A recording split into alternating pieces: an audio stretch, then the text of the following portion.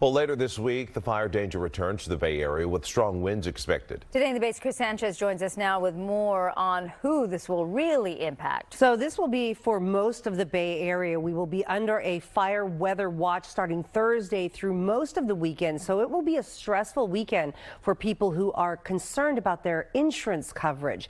Let's start with a look at the areas under that watch. We're talking all of the Bay Area, including San Francisco and even the shorelines of San Francisco and the peninsula.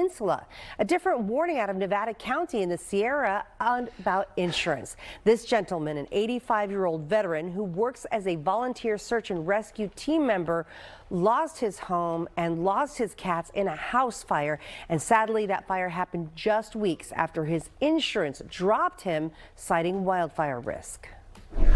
Profit is more important than people. Profit is what counts to the insurance people, and they don't care that it protects people. It helps them get through this. That's why I would like to see the state take over the fire insurance. Sadly, Mr. Fowler isn't alone in this situation. According to state data, insurance companies dropped nearly 242,000 policies in 2021, more than 186,000 in 2020, and more than 250,000 policies were dropped in 2019.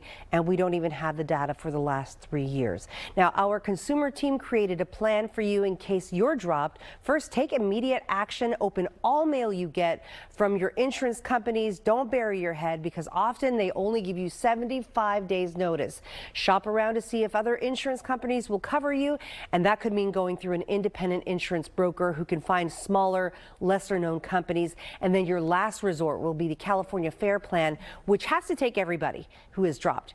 It is expensive and it only provides basic fire coverage, but it's better than nothing. So knowing that safety net is imperfect, it makes watching that forecast a lot more stressful, Kari. So who's most at risk here? Yeah, and so it's October, November. Those are months that are prime wildfire months, where we see the offshore winds and the low humidity. And now we have a storm system approaching that's going to create some gusty winds. Initially, it's going to bring in a chance of spotty showers, but unfortunately, it's not going to be enough to reduce our wildfire danger. So once that low moves off towards the east, we'll start to see high pressure developing to our west, and the pressure gradient between these two pressure systems will create a very strong flow of that air across the Bay Area that will be blowing offshore, which tends to be much drier and also looks to be very gusty. So here's what we're expecting going into Thursday as well as the weekend. A fire weather watch will be in effect starting on Thursday,